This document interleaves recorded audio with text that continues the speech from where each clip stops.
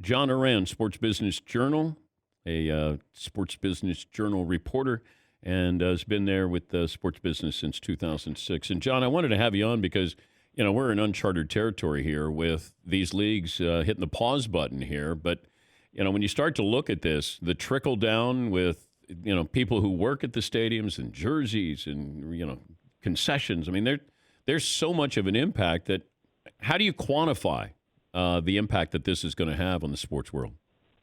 Gosh, that's an impossible question to answer because the trickle down even goes as far as let's say the NBA starts up the playoffs after 30 days, which is a possibility. How many people are going to go and sit in the stands there? And so all of a sudden you have attendance problems. We're on the doorstep of a recession right now. How many advertisers are still going to be paying these top dollars to get their messaging out across that? You have hundreds of millions of dollars worth of rights fees in the NCAA tournament, which is just not being played now. Like, how is that going to become whole now with CBS and Turner, which just told me they sold a record high revenue against that tournament field? This ban has been, for me, one of the most just a wild week for anybody, but in particular in terms of reporting on the sports business. Like, I got to talk to top people at all the networks, all the leagues, all the teams. Nobody knows anything. Nobody knows what's going on. Nobody knows what it's going to look like a week from now, 2 weeks from now, or a month from now.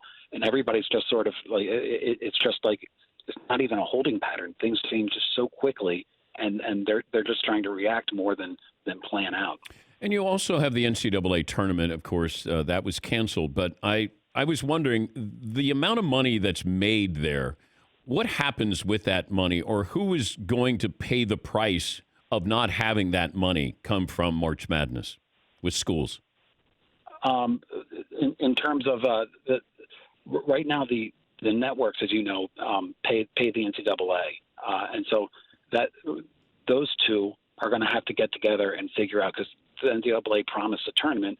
There's not going to be a tournament, so CBS and Turner are going to need to get that money back.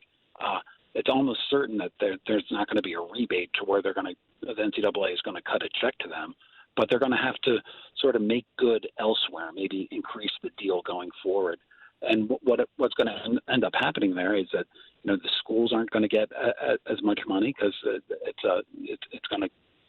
just going to be a trickle down effect down to what you were talking about. And think about like the person that created the magazine, souvenir magazines that everybody buys at the stadiums. I mean, those magazines were all produced, right? I would imagine, and all of a sudden, a business like that is really out significantly on this. The XFL had to shut down. It feels like Vince McMahon was maybe looking at this at least as a 3-year project. I don't have numbers on that, but it feels like there was a 3-year process here of he had money that he was going to lose and knew he was going to lose. But what kind of impact will this have on the XFL? Yeah, I think I'm going to answer every question of yours with nobody knows, because and I apologize for that, but nobody knows. But one thing is that everybody said that the XFL was prepared to go to year 2. They were going to be financed through year 2. They have sort of media deals in place that go multiple years. They had sponsorship deals in place that go multiple years. And so the likelihood is that they will kick off a second year. The big question is, everybody saw what happened with their 401ks. Everybody sees what's happening with the stock market. So that money that was around to fund a year 2, how is that affected? And that's sort of, we're going through my story list coming up of stories that I need to research, and that's going to be one of them. The Masters has been postponed this year. They obviously can take this financial hit, but what about CBS with that? CBS losing out on the Masters, and now they've lost out on March Madness as well. They have. Is there insurance here? Is there what kind of act of God insurance here? There certainly will be some insurance here, but the networks are going to are going to have to get together with the leagues or the conferences or the NCAA and just try to because the networks could demand their money back, right? But at the same time, the networks have deals with cable systems, and the cable system, the TNT deal with their cable system is all predicated on showing the NCAA tournament. So there's a whole different there's a whole line of business dealings that are sort of in upheaval now. And the one thing that I heard this week is that everybody kind of wants to work together, so it's not gonna blow up to where I'm gonna have a good front page story of a he said she said. But that's right now. I mean, what happens in a month when they really start to feel the pinch? So that's another sort of area that I'm going to be looking at as well. What league is most vulnerable financially right now? The newer ones, like the XFL that you mentioned. I would never call the NFL vulnerable. The NFL is so powerful.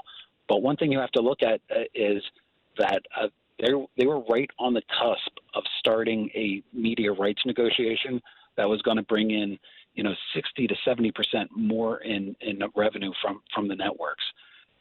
The networks are not a charity case. The networks all saw their stocks fall as well, and they're looking at a prospect of less advertising now. Like, how much does that affect the NFL moving forward? Again, no real answers, but these are a lot of the questions that people are having. But you're also looking at this NFL situation with the timing of this. And I was told by somebody with the Players Association that the owners felt like a recession was coming before the coronavirus. The timing of trying to get a TV deal done, how important is that to the NFL? Is it do it now, or do you try to ride this out? I think that one of the things that they were trying to do, because the TV deal isn't up for a couple of years, they were really trying to beat any kind of recession that was coming. I mean, they were going whole hog to get this done, and it looked like things would be sort of in place, if not signed, by the fall.